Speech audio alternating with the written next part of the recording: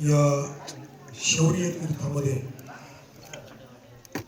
आणि जगातील एक अद्वितीय असलेल्या आणि महाराष्ट्राचाच नाही तर संपूर्ण भारताचा प्राण असलेल्या या रायगडावरती छत्रपती शिवाजीराजांच्या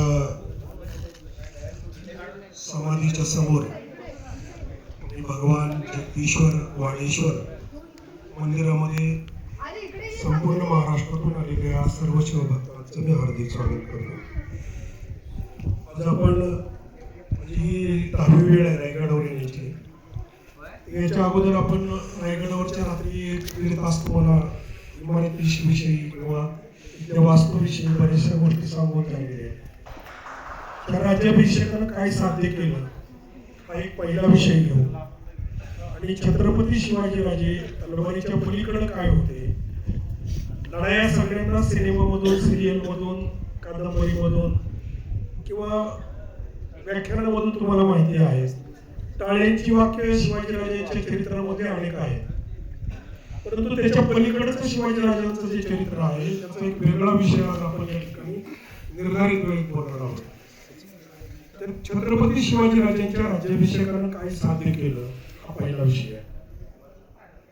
एक गोष्ट लक्षात घ्या, छत्रपती शिवाजीराजांच्या बालवयातल्या शिक्षणामध्ये याचं बीज पडलेलं आहे. शिवभारत समकालीन जो कवींद्र परमानंदांनी जो ग्रंथ लिहिला त्या ग्रंथामध्ये शिवाजीराजांना 35 विषयाचे शिक्षक शिकवायला होते असा उल्लेख आहे. तर या 35 शिक्षकांनी शिवाजीराजांना वयाच्या 8व्या वर्षापासून 12व्या वर्षापर्यंत शिक्षण पूर्ण केलेले आहे. त्यांचे विषय जर ऐकले ना आपण तर ते विषय आपलं स्वतःचं प्रापंचिक जीवन किंवा आताचं शिक्षण पूर्ण करून तेवढं वाचायला सुद्धा शिक्षण करायला आणखी अवघड आहे. आपलं एक आयुष्य पुरणार नाही एवढं शिक्षण आहे. त्यामध्ये युद्धकला सगळ्या आल्या आणि या युद्धकलेबरोबर ज्या दुसऱ्या गोष्टी आहेत अजून वेगळ्या त्या कोणकोणत्या आहेत ते नीट ऐका. त्यांना विष उतरवता येत होतं, विंचू साप चावल्यानंतर त्याला उतारा कसा ते येत होतं, सामुद्रिकांचा अभ्यास होता, समुद्रशास्त्राचा अभ्यास होता, जादू टोण्याचा अभ्यास होता, याच्याबरोबर खगोलशास्त्राचा, इतिहासाचा, भूगोलाचा, जगाच्या पातळीवरचा सगळा अभ्यास होता. त्यामुळं शिवाजीराजांच्या लढाईमध्ये अनेक जागतिक पातळीवरच्या ज्या लढाया झाल्या त्या लढायांचा संदर्भ घेऊन शिवाजीराजांनी विजय मिळवलेला दिसतो. जसं मी तुम्हाला रात्री सांगितलं, कात्रेच्या घाटामध्ये सोडलेले बैल हे ग्रीक आणि रोमन मध्ये जे युद्ध झालं तिथल्या हॅनिबलनं जे प्रकार केला होता तो शिवाजीराजांच्या 2000 वर्ष अगोदर झालेला आहे आणि त्याची बरोबर आहे तशी कॉपी शिवाजीराजांच्या जीवनात आपल्याला कात्रेच्या घाटात शाहिस्तेखानाच्या स्वारीच्या वेळेला बघायला मिळते. तर राज्याभिषेकाच्या बाबतीत सुद्धा छत्रपती शिवाजीराजांना राज्याभिषेक होत असताना जो 6 जून 1674 ला राज्याभिषेक झाला त्या राज्याभिषेकानंतर शिवाजीराजांचा कालखंड पहा. शिवाजीराजांचं पाऊल ह्या गडाला लागलं, रायरी म्हणून जो पहिला किल्ला होता ते पाऊल लागलं 1656 ला. 1656 ते 1670 या रायगडाचं बांधकाम चालू होतं. 350 इमारती होत्या. त्यात आता ज्या इमारतीत आपण बसलेलो आहे त्या इमारतीच्या आवारात जी वाणेश्वराची किंवा जगदीश्वराची जी शिवलिंगाच्या वरती असलेली जी काही मंदिराची प्रतिकृती आहे ही अशी प्रतिकृती जगात तुम्हाला कुठेच पाहायला मिळत नाही. त्याचं कारण ही वरून संपूर्ण मस्जिदीचा आकार आहे. त्याचा दरवाजा जर बघितला तर जसं मस्जिदीला मिनार आहे आणि ती तशीच मिनार अशी कुठल्याही शिवमंदिरात तुम्हाला दिसणार नाही. त्याचं कारण वरून मस्जिद असेल तरी आज शिवलिंगाची स्थापना आहे. म्हणजे पहिल्या मस्जिदीला शिवलिंग मंदिरात रूपांतरित केलेलं नाही, हे नंतर बांधलेलं गेलं. म्हणूनच तो दगड सेवेचे ठाई तत्पर हिरोजी इंदोरकर तिथं पाहिलेला लावला गेला. तर ते दिल्लीच्या बादशहानं स्वतःला जे जगदीश्वर जाहीर केलं होतं त्याला एक प्रत्युत्तर देण्यासाठी की जगदीश्वर कोणी एखादी तख्तावर बसलेली व्यक्ती नसून हा भगवान शिवच हा जगाचा मालक आहे, जगदीश्वर आहे, हे सिद्ध करण्यासाठी त्यांनी या मंदिराची प्रतिकृती या पद्धतीची बांधलेली आहे. एक दूरदृष्टी म्हणजे अकबराच्या काळापासून चालू झालेली जी प्रथा होती त्या प्रथेला दिलेले हे चोख उत्तर बांधकाम आहे. दुसरी गोष्ट 1674 6 जूनला जो राज्याभिषेक झाला त्या राज्याभिषेकानंतर शिवाजीराजांनी 2.5 वर्ष दक्षिण दिग्विजय केला.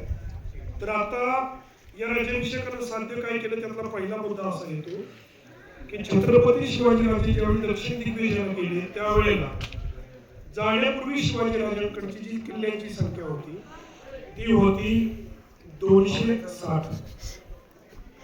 उरलेले 100 किल्ल्यांचा जो इतिहास आहे तो पावणे 2 वर्षातला आहे. साध्य कसं केलं काय केलं हे राज्याभिषेकावर रायगडाच्या फरीत शिवाजीराजे ज्या वेळेला कुतुबशहाच्या दरबारामध्ये तानाशाह त्याचं नाव होतं त्यावेळी गेले त्यावेळी जो पत्रव्यवहार झाला त्या पत्रव्यवहारामध्ये शिवाजीराजांनी स्पष्ट उल्लेख केला होता की मी एक राजा आहे आणि राजासारखं माझं स्वागत झालं पाहिजे ही एक अट टाकली. आणि दुसरा एक शिवाजीराजांचा राजेपणाचा राज्याभिषेक न होता सुद्धा एक राजेपणाचा बाणा तुम्हाला दिसतो तो आग्र्याच्या भेटीमध्ये. शिवाजीराजांना जेवढे रांगेत उभा केलं जसवंत सिंग राठोडच्या पाठीमागं त्यावेळी शिवाजीराजांनी आमची दोघांची बरोबरीची म्हणजे योग्यता आहे तुम्हाला रांगेत उभा करू नको म्हणजे आम्ही राजा आहोत ते शिवाजीराजांनी राज्याभिषेक न होता सुद्धा त्या पद्धतीमध्ये जगत होते ते दाखवलेली या ठिकाणची एक पण तानाशाहला जेव्हा पत्र लिहिलं त्यावेळी तानाशाह लिहिलेल्या पत्रामुळं तो जो कुतुबशाह होता म्हणजे आता ज्याला तुम्ही हैदराबाद म्हणता ती त्याला गोवळकोंडा म्हणायची त्यावेळी तर तो तानाशाह शिवाजीराजांना राजासारखं स्वागत करायला पाय उतारून अनवाणी पायरी चालत त्याच्या राजधानीपासून 3 कोस आडवा वाटेला आला राजाचं राजासारखं स्वागत करणं. आणि ते वर्णन आपण शिवाजी महाराजांच्या लढाईमध्ये वाचत नाही पण ते वाचलं पाहिजे की जगातल्या कुठल्याच राजाचं स्वागत दुसऱ्या राजांनी या पद्धतीने केलेल्या जगाच्या इतिहासात नोंद नाही. रायगडानं राज्याभिषेकानं काय दिलं त्याचा तो मुद्दा.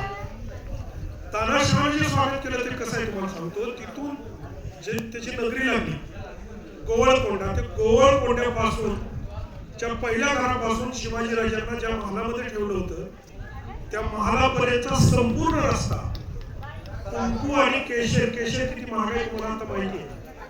कुंकू आणि केशरानं पूर्ण आच्छादित केलेला होता नुसता सणा नव्हता तर तो आच्छादित केलेला होता.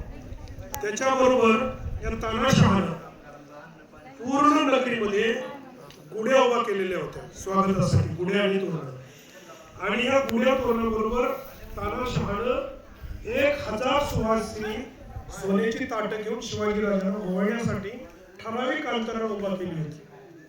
आणि हे उभा केलेले असताना काही अंतरावर काही खास विशिष्ट पोशाख केलेले काही सेवक असे उभा केले होते की ते सेवक मान्यवर होते म्हणजे कोणी देशमुख होते कोणी सरंजामदार होते त्याचे पदाधिकारी होते आणि त्यांच्या अंगावरती म्हणजे त्यांच्या हाताची फुलं दिली होती शिवाजीराजांच्या वरती उधळण्यासाठी.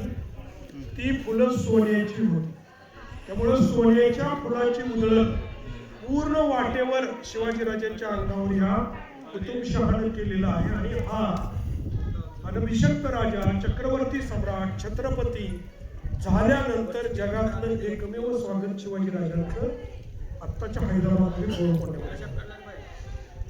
त्यानंतर ज्या वेळेला राजे आणि हा तानाशाह चालत होते त्यावेळेला त्यांनी विचारलं की तुमच्याकडे हत्ती नाही काही सगळ्यांना कथा माहिती आहे.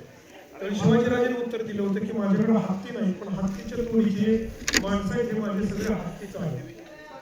आणि ज्या वेळेला हे त्यांनी सांगितलं त्यावेळेला तो हसला आणि या पद्धतीने ऐकायला येते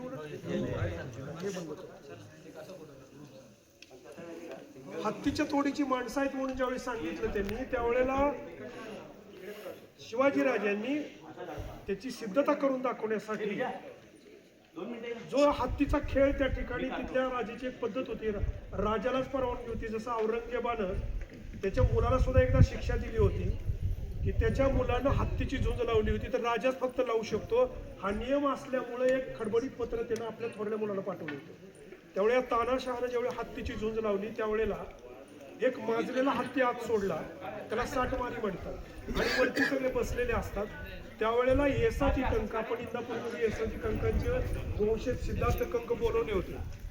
त्यावेळी येसाची कंकांना आत सोडलं की हा माझा येसाची कंकांची शरीर यष्टी अतिशय शिडशिडीत होती राजगडाच्या पायथ्याला जी भुतोंडी गाव आहे ते गावाचे एसाजी कंक पूर्ण त्यांच्या आयुष्याच्या सर्व्हिसमध्ये फक्त 2 सुट्ट्या घेतलेला उल्लेख आहे. म्हणजे साप्ताहिक सुट्टी नाही, सणाची सुट्टी नाही, असे एसाजी कंक.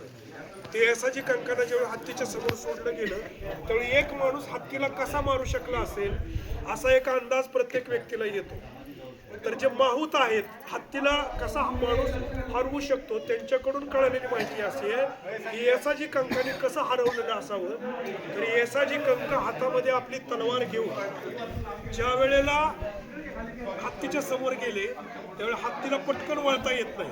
त्यामुळं हत्ती सोंडेनं त्याला पकडायचा प्रयत्न करायचा आणि जसं आपण आट्यापाट्यामध्ये अशा झुकांड्या देतो तशा झुकांड्यात देत देत एसाजी कंक हत्तीच्या पाठीमागे गेले आणि हत्तीच्या शेपटीला धरलं त्यांनी आणि हत्तीच्या शेपटीला धरून एसाजी कंक थोडे वर चढले आणि शेपटी बुडात पकडली आणि त्या हत्तीनं एसाजी कंकानं सोंडेनं धरायचा प्रयत्न केला. तर तसा प्रयत्न करत असताना हत्ती दमला की एसाजी कंक पायातल्या आपल्या जी काय चपला होत्या त्या चपलानं हत्तीच्या पाठीमागच्या पार्श्वभागावर लाता मारायची. लाता मारले की तो हत्ती पिसळायचा आणि पुन्हा त्यांना पकडायचा प्रयत्न करायचा. तर असा जवळजवळ अर्धा पाऊण तासाचा खेळ झाला आणि त्या खेळामध्ये हत्ती दमला आणि हत्ती दमल्यानंतर ज्यावेळी हत्तीनं आपलं अंग टाकलं त्यावेळी एसाजी कंकाने समोर येऊन बुडातनं हत्तीची सोंड छाटली आणि हत्तीची ज्यावेळी सोंड छाटली त्यावेळेला रक्ताचा धबधबा येऊन हत्ती मेला. ही घटना सगळ्यांना माहिती आहे. पण याचा वापर शिवाजीराजांनी कसा केला हे मला तुम्हाला सांगायचं की शिवाजी महाराज ज्या वेळेला दक्षिण दिग्विजयाला गेले रायगडावर राज्याभिषेक 1674 साल लक्षात ठेवा.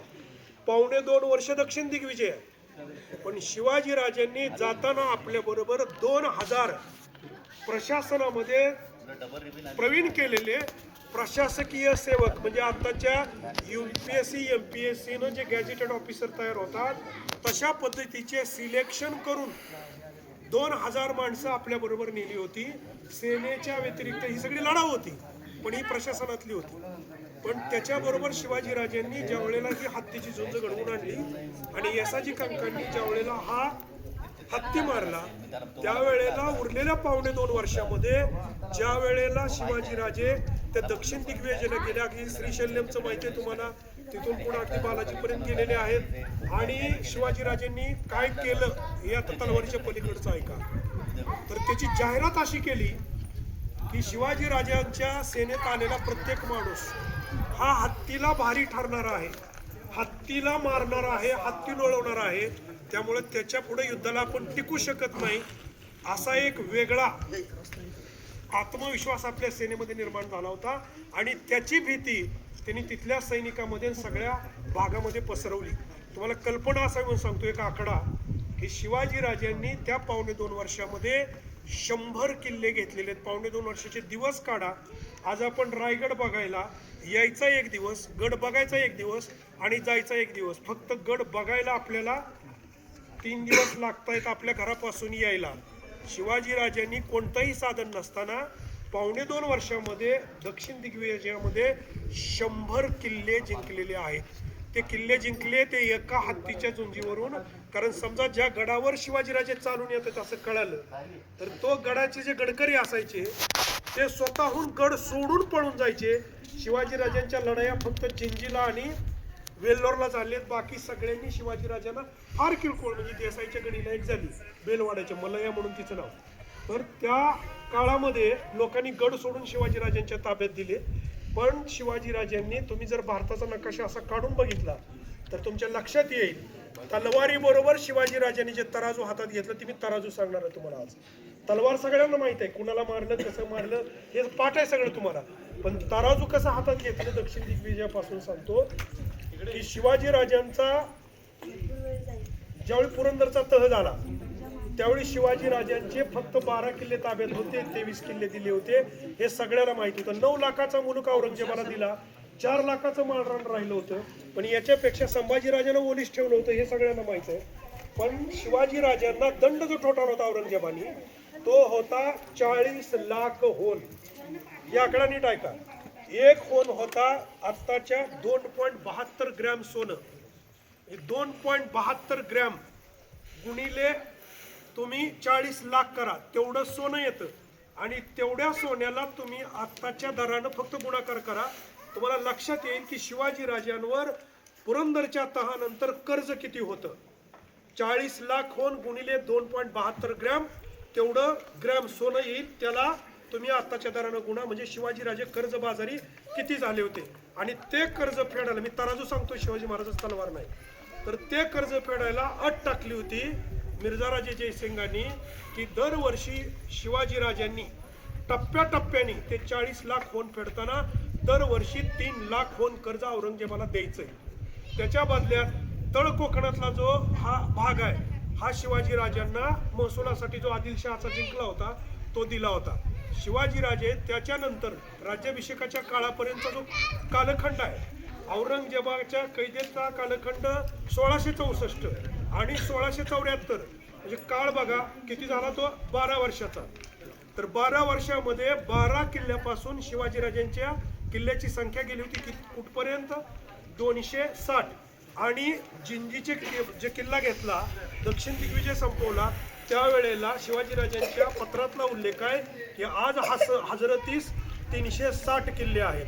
मग हे 360 किल्ल्याचं मिळवलेला कालखंड 2.25 वर्षात 100. तराजू जे आता तुम्हाला बोलायचं ते सांगतो की तुम्ही भारताचा नकाशा घ्या आणि शिवाजीराजांनी दक्षिण दिग्विजय का केला आणि राज्याभिषेकानं रायगडानं शिवाजीराजांना काय मिळवून दिलं, त्याचं उत्तर तुम्हाला इथं सांगतोय की शिवाजीराजांनी दक्षिण दिग्विजयामध्ये 100 किल्ल्याबरोबर जो मुलुक ताब्यात घेतला, त्या मुलुखाचा जो महसूल होता तो होता 20 लाख होन दरवर्षी. 20 लाख होनाचा महसूल आणि त्यातला 12 लाख आणि 7.5 लाख असे 2 मुलूक. एक दीपाबाई साहेब म्हणजे व्यंकोची राजाच्या पत्नी, त्यांना दूध भातासाठी 7 लाखाचा दिला होता आणि 12 लाखाचा आपल्या व्यंकोजी राजांना आपल्या भावाला त्यांनी दान केला होता. म्हणजे 12 आणि 7 19 लाखाचा महसुलाचा मुलूक दान केला आणि 20 लाख त्यात खंडणी द्यायला सांगितलं होतं. ह्याला कुणाला खंडणी द्यायला सांगितलं होतं? कुतुबशहाला. खंडणी चालू झाली होती आदिलशहाला.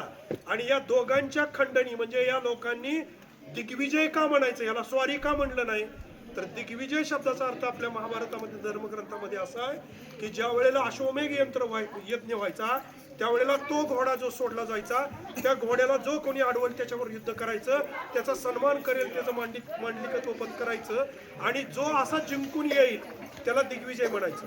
मग शिवाजीराजांना तो दक्षिण दिग्विजय का म्हणला, कारण ज्या 2 शाह्या उरल्या होत्या, कुतुबशहा आणि आदिलशहा, या दोघांनीही शिवाजीराजांचं मांडलिकत्व पत्करलं. नुसतं मांडलिकत्व नाही तर शिवाजीराजांनी त्यांच्याकडून दंड वसूल करायला दरवर्षी खंडणी ठरवली आणि ती खंडणी इथं शिवाजीराजांना येत होती. एक तराजूचा भाग. दुसरा भाग आहे का, हे जो रायरी किल्ल्याचा जो भाग आहे हा पहिला, हा खोऱ्यातला आहे. कुठल्या खोऱ्यातला? जावळीच्या. जावळी कुठून सुरू होतं, ज्यांनी वासोटा पाहिलाय. वासोटा किल्ल्याचं जंगल म्हणजे कोयनेचं बॅकवॉटर ते महाबळेश्वर, प्रतापगड सगळा आणि हा महाडपर्यंतचा भाग हा सगळा जावळीमध्ये येतो. आणि शिवाजीराजांनी जावळी कधी घेतली? अफजल खानाला मारण्यापूर्वी. अफजल खान मारला 10 जून 1659. त्याच्या आधी म्हणजे इथं आले महाराज 1656ला, म्हणजे अफजल खानाला मारायचे 4 वर्ष आधी. म्हणजे शिवाजीराजांचं वय फक्त 26 वर्ष होतं. तर जावळी घेतल्यानंतर 6 महिने शिवाजीराजे या सगळ्या भागात फिरले आणि या भागात फिरल्यानंतर बोरप्या डोंगरावर जो प्रतापगड बांधला त्याचं कारण असं होतं की तो पार घाटावर येत होता आणि पार घाटातून आदिलशहाच्या विजापूरला महाड म्हणजे महाहाट हा जो बाजार होता, जुन्या काळातला सगळ्यात मोठं बंदर, इंटरनॅशनल बंदर महाड होतं आणि इथून सगळा इम्पोर्ट एक्सपोर्ट बाजार चालत होता.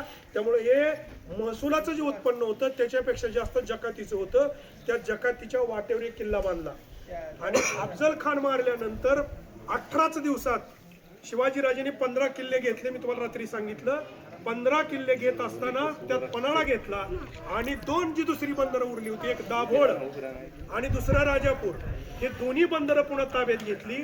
आणि हे जे आदिलशाही होती याचा सगळाच महसूल शिवाजीराजांच्या ताब्यात आला. हे तराजू सांगतोय मी तुम्हाला, तराजू तो ताब्यात घेतला. आणि तुम्ही पहा, सिद्धी जोहरच्या वेड्यानंतर शिवाजीराजांवरती आदिलशहाकडून कुठलीही मोठी पुन्हा आक्रमणच झालं नाही. उलट त्यांनी त्यांचं मांडलिकत्व पत्करलं. आणि शिवाजीराजांनी या सगळ्या महाराष्ट्रातल्या इंटरनॅशनल, फक्त मुंबई जर सोडली तर सगळी बंदरं आपल्या ताब्यात घेतली. आणि इम्पोर्ट एक्सपोर्ट शिवाजीराजांच्या ताब्यात आला. डच, पोर्तुगीज, इंग्रज आणि फ्रेंच या सगळ्यांपैकी फ्रेंच राहिले होते, कारण फ्रेंच आणि डच आपल्याकडे नव्हते. त्यामुळे तुम्ही भारताचा नकाशा जर बघितला आणि शिवाजीराजांनी मिळवलेले 100 किल्ले जर बघितले तर साल्हेर, मुल्हेर ते जंजी याचा अंतर आहे 2000 किलोमीटर. आणि या 2000 किलोमीटरचा टप्पा जर बघितला, वय वर्ष 50 आणि इथं आलेले वय आहे 26. राज्याभिषेकाला 1674, पावणे 2 वर्ष दक्षिण दिग्विजय 76 साल. महाराजांचं निधन आहे 1680. म्हणजे रायगडावर काळ किती मिळाला? फक्त 4 वर्ष. हे नीट लक्षात घ्या. 4 वर्ष या 32 मन सोन्याच्या सिंहासनावर राजे बसले. आणि या लढाया न सांगता हाच भाग का घेतला तर तुम्ही आता जर पाहिलं, इंग्रज महाराजांविषयी एवढे दचकून का होते? छत्रपती शिवाजी राजांचं पहिलं चरित्र महाराष्ट्रामध्ये लिहिलं ग्रँड इंग्रजांनी. पण त्याच्या आधी 1695ला एका डच याच्या पोर्तुगीजानं शिवाजी राजांचं चरित्र, जो गोव्याचा होता, त्यानं पहिलं चरित्र लिहिलं. आणि त्याच्याबरोबर शिवाजी राजांचे अस्सल फोटो जे परदेशात गेले, आज 5 फोटो अस्सल मानले जातात. आता ती संख्या 12 पर्यंत गेलेली आहे. पण त्यातला एक फोटो हा हिटलरनं दुसऱ्या महायुद्धाच्या आधी, म्हणजे त्या काळात ज्या वेळेला त्यानं फ्रेंच घेतलं त्यावेळेला म्युझियम लुटलं. त्या म्युझियम मधून ते नेताजी सुभाषचंद्र बोस त्यांच्या चर्चेला तो संदर्भ आहे.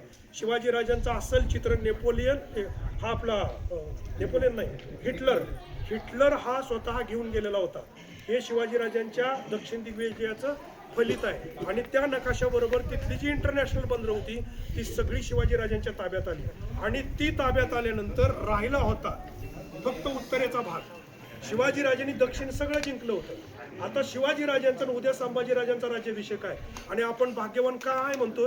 ही जी समाधी आता मी तुम्हाला इथं काय माहिती सांगितली, ही समाधी 1818ला ज्यावेळी रायगड पडला त्यावेळेला ते प्रॉथर कडून घेतला. आणि त्यावेळेला दोन्ही वेळेला जो येसुबाईंनी रायगड जुल्फिकार खानाला दिला आणि इथली जी शेवटची वाराणसी बाई दुसऱ्या बाजीरावाची राणी इथं होती, तिनं जो प्रॉथरला दिला तो लढून नाही दिला, तो दोन्ही वेळेला तह करून दिला. त्यामुळे या लढून हा रायगड कधी कोणालाही जिंकून घेता आला नाही. इतका अभेद्य हे बांधकाम आहे. शिवाजी राजांच्या मुली निकोल्सन या इंग्रजांना डायरीत असं लिहून ठेवलंय की थोड्याशा शिबंदीनिशी अख्ख्या जगाशी हा रायगड लढू शकतो, इतका हा अभेद्य किल्ला. ही शिवाजी राजांच्या वयाच्या 26व्या वर्षाच्या बांधकामाचं कौशल्य आहे. आता ह्या गडावरच्या मुख्य घटनांपैकी सांगायला अख्खं म्हणजे 7 दिवस लागतात ही शिवसप्ताच्या शिवचरित्रामध्ये. पण जे तुम्ही ऐकलेलं नाही त्या काही गोष्टी अशा सांगतो की शिवाजी राजांचा जो मृत्यू आहे 1680ला जो झाला, त्याच्या आधी शिवाजी राजांची शेवटची लढाई खांदेरी उंदेरीची लढाई. खांदेरी बेटावर आपली शिवभक्त परिवार काही वेळेला जाऊन आलाय. तर खांदेरीला तुम्ही जर गेला तर शिवाजी राजांनी आरमार 1656ला इथं आल्यानंतर समुद्र पाहिल्यानंतर पोर्तुगीज बोलवून, नंतर तुम्हाला माहित आहे की आरमारचे जनक झाले हे माहित आहे, याच्याविषयी बोलत नाही. पण खांदेरी उंदेरी बांधताना त्याच्या एका बाजूला मुरुड जंजीर आहे, जो शिवाजी राजांना नंतर संभाजी राजांना कधी घेता आला नाही. आणि दुसऱ्या बाजूला इंग्रजांचं बेट आहे. त्यामुळे हे 2 प्रबळ शत्रू शिवाजी राजांच्या स्वराज्याचे होते. तर खांदेरी उंदेरीला ज्या वेळेला शिवाजीराजांनी किल्ला बांधायला चालू केलं त्यावेळेला आरमाराच्या पद्धतीनं त्याला संरक्षण द्यायचा प्रयत्न करत करत तो गड बांधलाय. आणि तो गड बांधत असताना पहिल्याच दिवशी शिवाजीराजांची 200 माणसं कापली गेली आणि त्यांची मुंडकी त्या जंजिऱ्याच्या सिद्धीनं भाल्यामध्ये खाऊन मुंबईमध्ये त्याची वरात काढली होती. म्हणजे एवढी दहशत निर्माण केली होती. तरी शिवाजीराजांनी तो किल्ला का बांधला दोन शत्रू इकडे आहेत, पण त्याच्यावर दाब राहावा, लक्ष राहावं.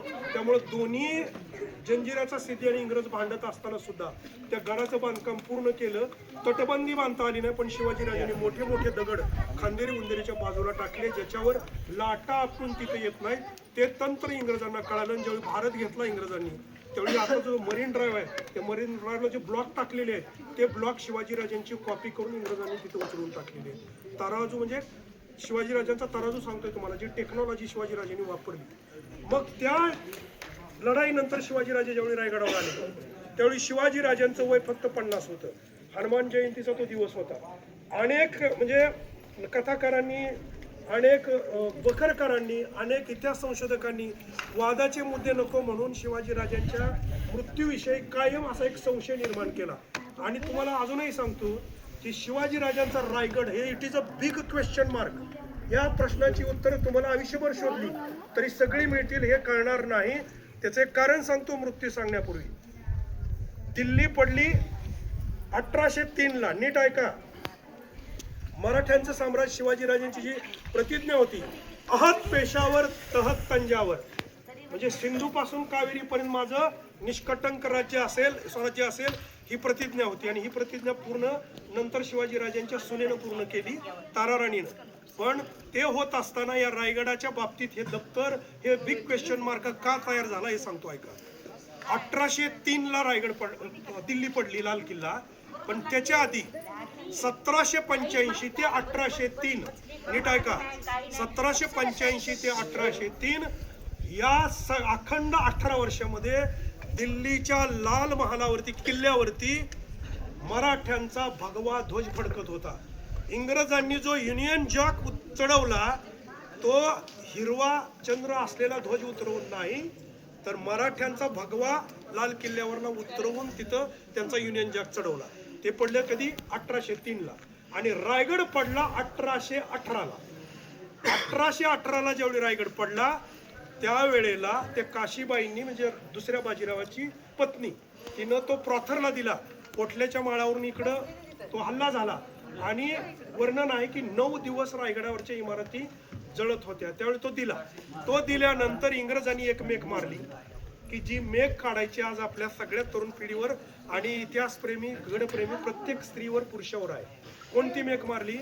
1818 ते 1885 या 65 वर्षामध्ये इंग्रजांनी या गडावरती एकही माणूस येऊ दिला नाही.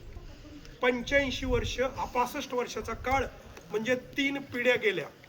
त्यामुळे जी पिढी या रायगडाला ओळखत होती, ती पिढी सांगू शकली असती. आज आपण ग्रँड अपनं सांगितलंय की ही बाजारपेठ आहे. ही बाजारपेठ नाही, आज आपल्या महाराष्ट्रातल्या इतिहास संशोधकाचं मत आहे. कारण बाजारपेठ राजधानीच्या गडावर राजे आणणार नाहीत आणि बाजारामध्ये कोणी हेर येऊ शकतात, दुश्मन येऊ शकतो, त्यामुळे ती असू शकत नाही, हे आताच्या संशोधकाचं मत आहे. आणि ते ऑफिसेस असावीत आपल्या सैनिकांची, याच्यावर अनेक मतमतांतर आहे. जे राण्यांचे महाल म्हणून आपण दाखवतो, ते राण्यांचे महाल सुद्धा राण्यांचे नसून ते एक वेगळे ऑफिसेस, असं अनेकांचं मत आहे. शिवाजीराजांचा जो प्राण सोडलेली जागा आहे, ही आपण अंदाजे महालाच्या पाठीमागच्या जागा अशा करून डिक्लेअर केलेल्या आहे. वास्तव इतिहासाचा कागद का शिल्लक राहिला नाही, तर 3 पिढ्या, इथं एक खेडेगावात एक नकाशा आहे, त्या माणसानं तो जाहीर केला नाही, दिला नाही, तेवढे एक जुनं कागदपत्र आहे. नाहीतर या रायगडाचा नकाशाही इंग्रजांनी ठेवला नाही. त्यांनी पहिलं काम काय केलं, तर याची सगळी दप्तरं जाळली. ही दप्तरं जाळली आणि 3 पिढ्याचा माणूस न आल्यामुळं पहिल्यांदा ग्रँड अप आला. त्यावेळेला ही समाधी जी आता बांधलेली आहे, ही समाधी नव्हती. तिथं फक्त एक चौथरा होता आणि पलीकडे जे वाघे कुत्र्याचं ते स्मारक आहे, तिथंही चौथरा होता. आणि त्यानं त्या इंग्लिशमध्ये लिहिलं की शिवाजीराजांची जी अंत्यविधीचा फ्युनरल साईट, असं त्यानं वर्णन आहे त्याचं, म्हणजे जिथं अंत्यविधी झाला त्या जागा अतिशय दुरावस्थेत आहे आणि ती पेपरला पब्लिश झाली. आणि पुण्यामध्ये याला फंड गोळा झाले आणि फंड गोळा झाल्यानंतर परत तो फंड जवळजवळ 1915 पर्यंत गोळा केला गेला. तो त्या काळात करोडो रुपयाचा होता आणि 1915ला ती बँकच बुडाली. त्यामुळे 1 रुपया सुद्धा लोकांनी जमलेला या समाधीच्या त्या काळातला आला नाही. मग 1915 ते पुन्हा 1926 पर्यंत पुन्हा आपल्या लोकांनी फंड जमवला आणि 1926ला ही आत्ताचं चौथरा आहे, हा चौथरा बांधून त्यावेळेला शंका निर्माण झाले की हे तेच आहे का. तर त्यावेळेला ज्या अस्थी सापडल्या, त्या अस्थीचं कलकत्त्याला एक फॉरेन्सिक लॅबमध्ये टेस्टिंग झालं. त्यावेळेला अंत्यविधी केल्यानंतर ज्या अस्थी निघतात तशा मानवी अस्थी आहेत आणि एका प्राण्याची कवटी निघाली आणि ती प्राण्याची कवटी फॉरेन्सिक लॅबनं टेस्ट करून वेटरनरी डिपार्टमेंटनं ज्यावेळी त्याचं हे केलं तपासणी केली त्यावेळी ते एका दूध मांजराचे पण न जळालेली आहे असं त्याचा रिपोर्ट आहे तो छापला अनेकांनी पुस्तकात आता. त्यामुळं हे जे वाघ्या कुत्र्याचा विषय आहे हे वाघ्या कुत्रे बित्र महाराजांची त्या सगळ्या कादंबरीतल्या रंजक कथा आहेत. शिवाजी महाराजांच्या बरोबर कुत्री पाळणे इतकं तो प्रसंगच जीवनात आला नाही कारण काळ किती मिळाला हे लक्षात घ्या. शिवाजी महाराजांच्या बरोबर एकच चित्र आहे ते तुम्हाला इथल्या बेलवाडीमध्ये मिळतं कर्नाटकातल्या धारवाड जिल्ह्यात आहे ते. तर तिथं ते जे चित्र आहे त्या कुत्र्याच्या तोंडाला पिशवी घातलेली आहे त्या शिल्पामध्ये सुद्धा. तर ती पिशवी का घातलेली आहे तर तुम्हाला इथं कोल्हापूरचं कोण असेल तर माहित असेल की शाहू महाराजांच्या पथकामध्ये चित्ता पाळलेले होते. तर चित्ते शिकारीसाठी पाळत होते त्यामुळे शिवाजी महाराजांचे चित्ता पाळलेलं पथक त्यांच्या बरोबर असायचं. त्याचं ते चित्र आहे. महाराज बरोबर वागवायचे आणि ते चित्र आहे त्यामुळे कुत्री बित्रीन ते चितेत उडी टाकली हे सगळं थोतांड करताय त्याला काही अर्थ नाही. आणि ही समाधी ज्यावेळी इंग्रजांनी प्रसिद्ध केली म्हणजे 1926 ला त्यावेळेला वाघ्या कुत्र्याचं तिथं काहीही चित्र नाही काहीच नाही. तिथं फक्त एक चौथरा होता आणि तो चौथरा आता इथं तुम्ही शिवाजी महाराजांच्या मृत्यूबद्दल थोडंसं तुम्हाला सांगतो. तो चौथरा कशाचा आहे ते आणि पुढं कसा झाला. शिवाजी महाराजांची स्वतःची वैयक्तिक सुरक्षा यंत्रणा इतकी स्ट्रॉंग होती की आता तुम्ही अमेरिकेच्या अध्यक्षाचं जर ChatGPT ला टाकलं तर तुम्हाला येईल. आता सुद्धा तुम्हाला अमेरिकेच्या अध्यक्षाला डोनाल्ड ट्रम्पला जी सुविधा आहे ती सुविधा जगातली टॉपची समजली जाते कशी आहे. पण त्या काळात शिवाजी महाराजांची संरक्षण सिद्धता कशी होती पहा. शिवाजी महाराजांच्या बरोबरची पथकं होती ना त्यामध्ये एक मुंगसाचं पथक होतं म्हणजे शककर्ते शिवराय म्हणून जे विजयराव देशमुखांनी जे पुस्तक काढले ग्रंथ आहे त्या ग्रंथातला उल्लेख सांगतो. हे माझ्या मनाचं किंवा कादंबरीतलं नाही त्याला ऐतिहासिक रेफरन्स आहे. शिवाजी महाराजांच्या बरोबर मुंगसाचं पथक होतं. शिवाजी महाराजांच्या बरोबर क्रौंच पक्षाचं पथक होतं. शिवाजी महाराजांच्या बरोबर एक वानराचं पथक होतं आणि शिवाजी महाराजांच्या बरोबर विष तपासण्यासाठी जे यंत्र लागतं अंगठ्यामध्ये त्याचे खडे असायचे जे रंग बदलायचे विष असलं तर अशा पद्धतीचं पथक होतं. त्यामुळे शिवाजीराजे समजा या ठिकाणी आज नाश्ता करण्यासाठी थांबणार आहेत त्यांच्या स्वारीच्या काळात तर ते पथक अगोदर तिथं जायचं. पहिल्यांदा मुंगसाचं पथक फिरवलं जायचं. जर तिथं विषारी साप दडवलेला असला तर त्याचा सुगावा मुंगसाला लागायचा. जर तिथं एखाद्या ह्याच्यावर असं हवेतून विष तयार करणारं किंवा वायू तयार करणारं काय विष असेल तर क्रौंच पक्षी उन्माद करायचे. त्यामुळं त्या वासानं तो प्रकार तिथं त्या क्रौंच पक्षाला कळायचा. आणि वानराचं पथक तिथं लावलं जायचं. जर वानर ही जी वानर आहेत त्यांच्याजवळ जर विष आलं तर वानराला एक सेन्स आहे की ते एक वेगळ्या प्रकारचा उन्माद करतात. ते ट्रेंड होते. त्याच्यानंतर पुन्हा शिवाजीराजांचं एक डॉग स्क्वॉड यायचं आणि भूसुरुंग वगैरे आता जे पथक आहे त्या पद्धतीचं सगळं चेक करायचं आणि मग शिवाजीराजे तिथं येऊन जे शिवाजीराजांना पाणी दिलं जायचं अन्न दिलं जायचं ते सगळंच्या सगळं ते विष परीक्षण होऊन तपासून मग ते खाल्लं जायचं.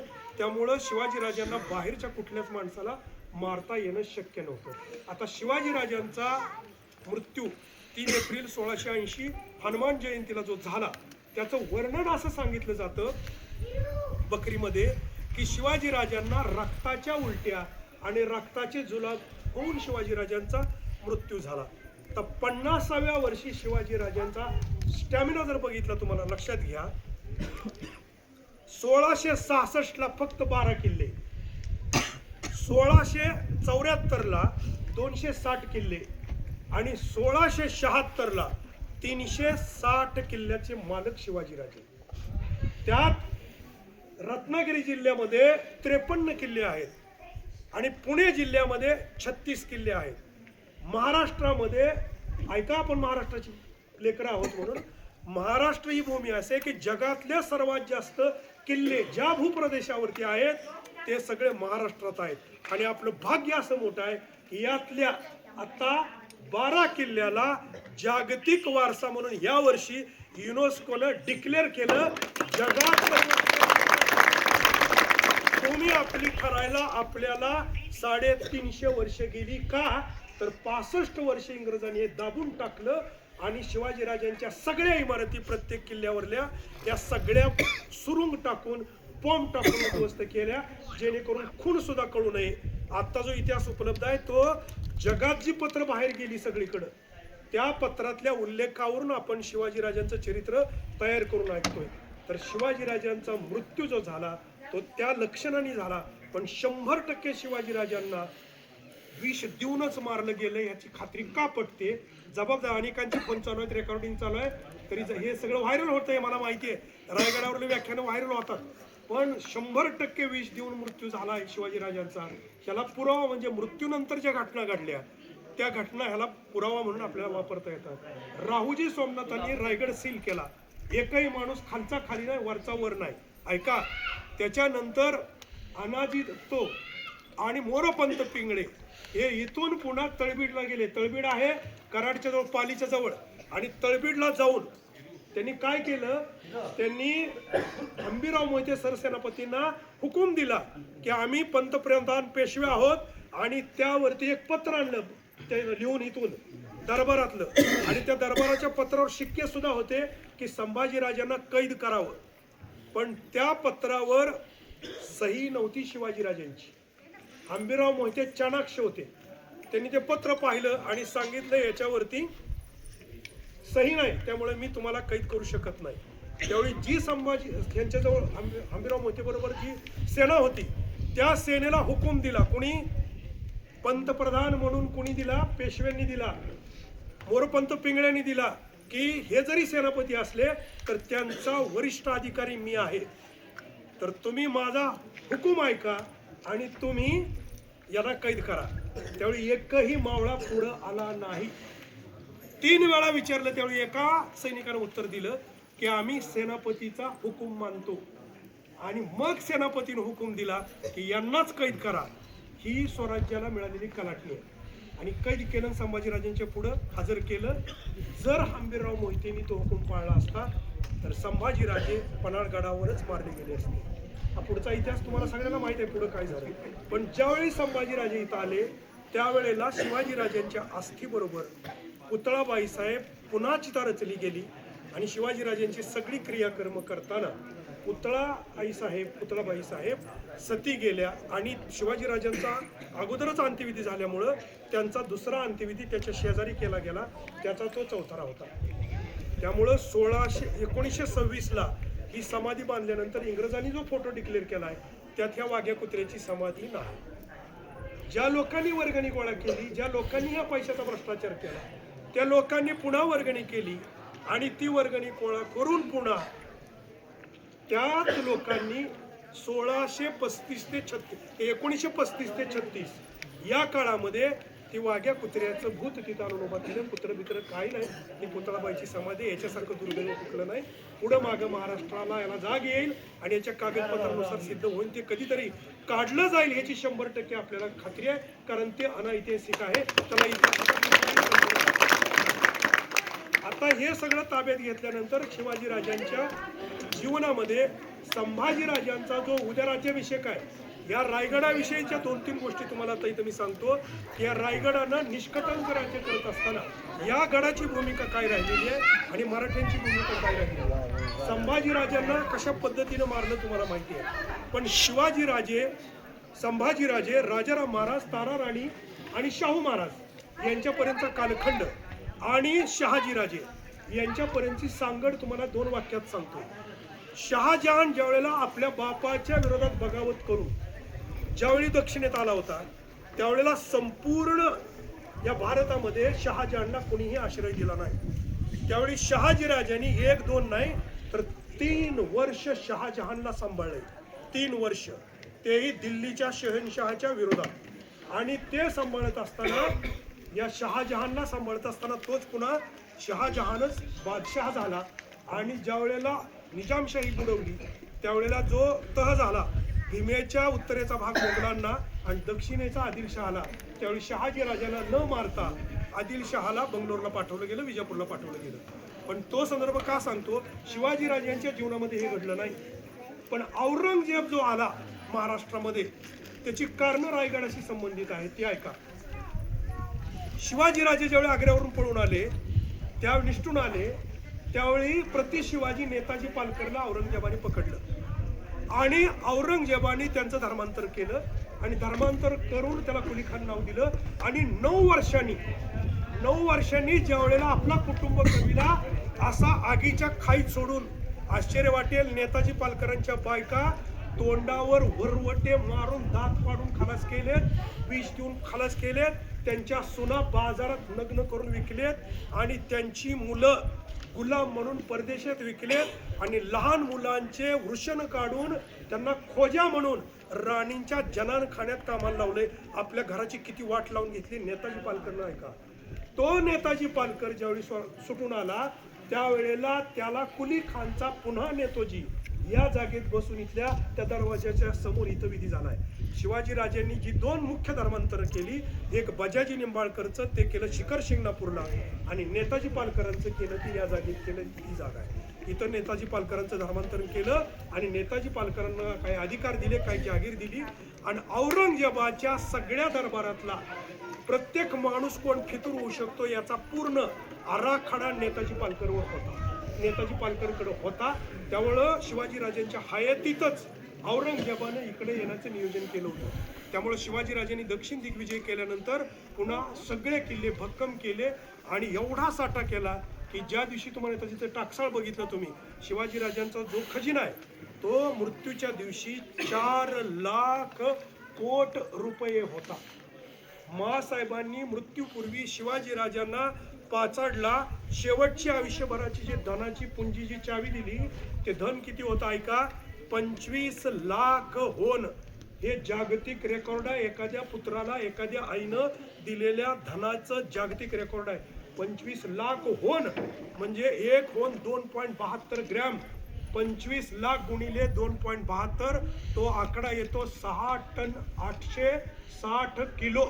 एवढं सोनं मासाहेबांनी मृत्यूपूर्वी आपल्या पुत्राला दिलं, ही ती भूमी आहे. आणि एवढं भक्कम केल्यानंतर सुद्धा शिवाजीराजांचा असा अपघाती म्हणा, घातपात म्हणा, असा मृत्यू झाला. आणि औरंगजेब ज्या वेळेला आला त्यावेळेला औरंगजेबाने इथं येऊन एक हत्यार वापरलं. संभाजीराजांनी त्यांना कुठेही यश मिळू दिलं नाही.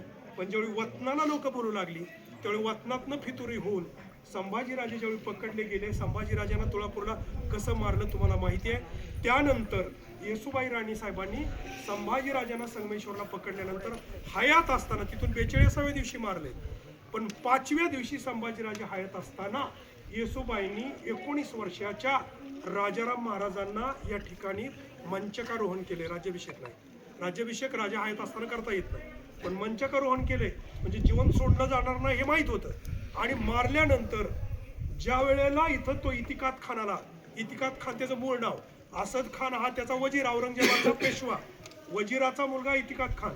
इतिकात खानानं ज्यावेळी वेढा टाकला त्यावेळेला राजाराम महाराज इथून वाघा दरवाजानं पहिल्यांदा प्रतापगडाजवळ गेले आणि प्रतापगडावर छत्रपतींच्या घराण्यातला एकमेव छत्रपती आहे राजाराम महाराज, ज्यांनी 19व्या वर्षी हत्तीवरून लढाई केली. शिवाजीराजांनी एकही लढाई हत्तीवर बसून केली नाही आणि संभाजीराजांनी सुद्धा हत्तीवर बसून केली नाही. त्यांनी चप्पळ घोड्यावरून लढाई केलेत, पण या राजाराम महाराजांनी हत्तीवरून लढाई केल्याचा उल्लेख राजघराण्यातला आहे.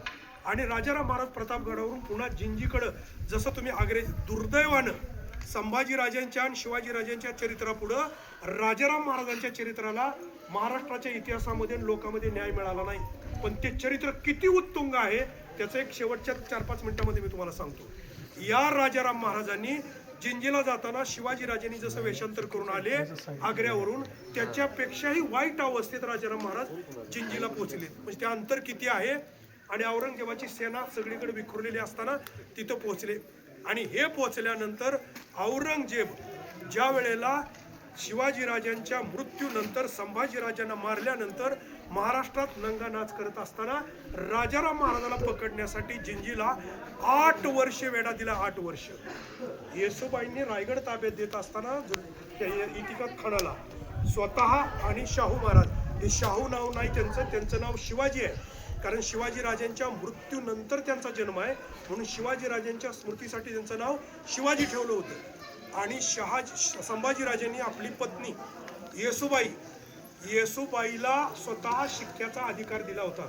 म्हणजे संसदीय कार्यमंत्र्याचा अधिकार येसुबाईच्या शिक्क्यानं या राजधानीतलं पत्र बाहेर पडत होतं. आणि त्या शिक्क्यावर शब्द होते सखी राधनी जयती हे येसुबाईचा शिक्का होता. तर येसुबाई किती महान होत्या की त्यांनी हा गड ताब्यात देताना हे बाल शिवाजी आणि स्वतः कैदेत गेल्या आणि गड ताब्यात दिला. किती दिवस ताब्यात होते ऐका. औरंगजेब ज्यावेळी 1700 साली सिंहगडावर राजाराम महाराजांचा मृत्यू झाला, त्यानंतर त्याच्या आधी धनाजी आणि संताजींनी औरंगजेबाचा एक ना एक सरदार धोपटून काढला होता. औरंगजेबाला खिळखिळा केला होता. पण ज्या वेळेला राजाराम महाराजाचा आजाराने मृत्यू झाला, तो अपघाती नाही किंवा नाही, आजारी पडून गेले, कारण दगदगच एवढी झाली, मृत्यू झाला, त्यावेळी सगळ्या मराठ्यांच्या पुढे प्रश्न उच्चारला की आता लढायलाच कोण नाही, राजाच नाही, तो शाहू कैदेत आहे, करायचं काय. तर त्यावेळेला तारा राणीनं पत्र लिहिले औरंगजेबाला. इथनं पुढचं सगळं माझं आत्ताचं विसरा, पण इथनं पुढचं ऐका. हे रायगडाला, मराठा साम्राज्याला, महाराष्ट्राला, स्वराज्याला फार महत्वाचं आहे. की पत्र लिहिलं की आता राजा उरला नाही, तर तुला जे काय पाहिजे त्या राज्यातला भाग देतो, तुला काही चौथाई देतो, दंड देतो, खंडणी देतो, पण आमचा राजपरिवार जिवंत सोड, आम्हाला काही ठराविक किल्ले दे, ठराविक जहागीर दे, तुझं मांडलिकत्व पत्करतो आणि तुझ्या ताब्यात हे स्वराज्य देऊन आमचा जीव, आता लढायला कोण राहिलं नाही, तर आम्हाला तू यातनं या तहाला परवानगी दे. औरंगजेबानं जेव्हा पत्र वाचलं तेव्हा औरंगजेबानं पत्र पाठवलंय तारा राणीला, की तिचं वय किती आहे. तारा राणीचं विधवा झालं त्यावेळेला. तारा राणीचं वय आहे फक्त 23. ही वाक्य नीट आहे का पुढची, म्हणून तुम्हाला सांगितलं. 23 वर्ष वय आहे फक्त तारा राणीचं. आणि औरंगजेबाचं पत्र आलंय की तू पहिल्यांदा तुझे सगळे किल्ले आणि स्वराज्य आणि सेना सरेंडर कर, म्हणजे तू शरण ये, माझ्या ताब्यात दे, तू ताब्यात ये, आणि त्यानंतर मी ठरवीन की तुला जीवन सोडायचं किंवा तुला कैदेत ठेवायचं का तुला ताब्यात. येसुबाई आणि बालशिवाजी तर त्याच्या कैदेत. आणि मग ताराराणीने पत्र पाठवलंय की आता आपली भेट होईल ती रणांगणावरच. वयाच्या 23व्या वर्षी तलवार उचलली आहे तारा राणीनं. त्यावेळेला त्यांचा मुलगा लहान आहे, तलवार उचलली. आणि ऐका तुम्ही आता, तिचा कालखंड किती आहे.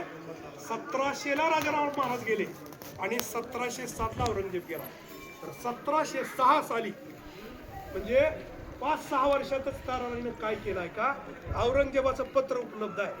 औरंगजेबानं तारा राणीला पत्र लिहिलंय की मला तुझ्या बरोबर तह करायचा आहे, फक्त तू तुझं स्वराज्य तुलाच राहू दे, तुझे किल्ले तुलाच राहू दे, तुला कैद करत नाही, फक्त तू आमचं मांडलिकत्व पत्कर, तू आमची मांडलिका एवढं फक्त कबूल करून पत्र दे, मी उत्तरेत निघून जातो. त्यावेळी तारा राणीनं ठणकावून जबाब पाठवलाय की तुला आता इथनं पुढं पत्र येणार नाही, तुझ्यात धमक आणि हिंमत असेल तर तू तलवार घेऊन समोर ये, आपली भेट आता कायम रणांगणावरच होईल. दुर्दैवानं म्हणजे तारा राणीची हिंमत बघा. 1707ला औरंगजेब मेला आणि औरंगजेब मेल्यानंतर तारा राणीच्या विरोधात औरंगजेबानं शिवाजीचं नाव शाहू केलं आणि शाहूला सोडलं. या दोघात दुपडी निर्माण होईल असं केलं. धनाजी जाधवांनी बाजू घेतली आणि शाहू महाराजांनी जो पुढे पराक्रम केलाय तो ऐका. संभाजीराजांचा बदला महाराष्ट्रानं कसा घेतला एवढं सांगतो थांबतो. आपल्याला वाटतं ना सगळ्याला की संभाजीराजांना एवढं हाल करून मारलं, तर संभाजीराजांचा बदला कसा घेतला पाहिजे. तर संभाजीराजांचे जे पुत्र होते शाहू महाराज, त्यांनी राजधानी, ही राजधानीच नव्हती ना, गडच नाही, किल्लाच नाही, कुठला मोठा किल्ला नाही, पुरंदर ताब्यात नाही, राजगड ताब्यात नाही, रायगड ताब्यात नाही, पन्हाळा ताब्यात नाही, सिंहगड ताब्यात नाही, जे जे छोटे छोटे किल्ले होते त्याच्यावर शाहू महाराज होते. आणि शाहू महाराजांनी पुन्हा साताऱ्याचा अजिंक्य तारा, तो अजिंक्य तारा घेतला आणि अजिंक्य तारावर साताऱ्यात शाहू महाराजांनी स्वतःची 30 ते 40 हजाराची खडी फौज स्वतःच्या संरक्षणासाठी उभी केली. मराठ्यांची किल्ला म्हणजे औरंगजेब म्हणायचा ना की डोंगरातले उंदीर आहेत, तर मराठ्यांची पहिली उघड्यावरची राजधानी की ज्याला डोंगर नाही, तो साधा चढ आहे, अजिंक्य तारा पाहिला होता, उघड्यावरची राजधानी मराठ्यांनी किती निर्माण केली. आणि ऐका, शाहू महाराजांच्या त्या किल्ल्यावरच्या 52 वर्षाच्या वास्तव्यामध्ये एकही हल्ला झाला नाही त्या राजधानीवरती. म्हणजे शाहू महाराजांना आपण असं समजतो की पुढे पेशवाई आली त्याची चूक की नाही, शाहू महाराजांचं चरित्र आपल्याला नीट वाचता आलं नाही, कळालं नाही. मग 1717ला शाहू महाराज गादीवर असताना 1717ला खंडोजी दाभाडे, शंकररावजी मल्हार, बाळाजी विश्वनाथ आणि पहिले बाजीराव 19 वर्ष वय होतं त्यांचं. त्यांच्या आयुष्यातली पहिली लढाई थेट दिल्लीवर स्वारी. आणि दिल्लीवर स्वारी करताना औरंगजेबाचा एक नातू, तो नातू औरंगजेबाचा पुण्यामध्ये वारला होता. त्याचं नाव होतं मोई खान. आणि तो पुण्यात मेला म्हणून औरंगजेबानं पुण्याचं नाव बदलून त्याचं नाव केलं होतं मुहियाबाद. पुण्याचं नाव मुहियाबाद केलं होतं. या गडाचं नाव इस्लामगड केलं होतं. त्यानं रायगडाचं नाव पुसलं होतं आणि इस्लामगड केलं होतं. त्याचा जो दगड आहे उर्दू भाषेत लिहिलेला, तो पाचाडच्या कोट्यावर लावला होता. तो पडला ना, आता मुंबईच्या आर्काइव्हमध्ये तो उपलब्ध आहे. औरंगजेबानं तयार केलेला तो पाचाडच्या किल्ल्यावर त्या कोट्यावर लावला होता. तर तो 1717ला या चौघांनी स्वारी केली. आणि एक तोतया, जो औरंगजेबाचा नातू मेला होता, तो तोतया शाहू महाराजांनी हत्तीवर बसवला आणि औरंगजेबाचा खरा वारसदार हाच आहे म्हणून दिल्लीला पाठवला. त्यावेळी औरंगजेबाचा एक पंतू तो गादीवर होता. आणि तो जो गादीवर होता, सियार त्याचं नाव, तो जो गादीवर होता त्याला पकडला. आणि पकडल्यानंतर जसे संभाजी महाराजांचे डोळे काढले, म्हणजे औरंगजेबाचा पंतू दिल्लीच्या तख्तावरला शाहू महाराजांनी पकडला, म्हणजे यांच्या सेनेनं, आणि पकडून संभाजी महाराजांसारखेच त्याचे डोळे काढले आणि त्याचं गर्दन मारून त्याला खलास केला. आणि 1717 ते 1720 दिल्लीच्या तख्तावर कोणता बादशाह बसवायचा हे मल्हारराव होळकर पुढचे आणि हे जे महाजी शिंदे, हे खंडेराव दाभाडे आणि शंकराजी मल्हार आणि पहिले बाजीराव आणि बाळाजी यशवंत यांनी 3 राजे बदलले. आणि 1920ला गादीवर जो राजा बसवला त्याच्याकडून 3 सनदा घेतल्या. त्या ऐका फक्त. या 3 सनदा कुठल्या होत्या? पहिली सनद घेतली शाहू महाराजांनी की जे आमचं स्वराज्य तयार झालंय याला दिल्लीच्या बादशाहाकडून याला मराठ्यांचं राज्य म्हणून मान्यता. दुसरी सनद घेतली. कोणती सनद? ती नीट ऐका. तराजू शेवटची तराजू सांगतोय. शिवाजी महाराजांनी जे तराजू निर्माण केलं ते किती भक्कम होतं, व्यापार किती भक्कम होता. दुसरी सनद अशी घेतली की बुऱ्हाणपूर मध्य प्रदेश ते तिरुपती बालाजी, त्यामध्ये गोवळकोंडा आलं म्हणजे हैदराबाद आणि विजापूर हे सगळं आलं. हे जे 6 सुबे होते, या 6 सुब्याची चौथाई म्हणजे जे रेव्हेन्यू येईल, महसूल येईल, त्यातली चौथाई म्हणजे 25% महसूल ह्या स्वराज्याला जमा करायचं. हे दुसरं कलम.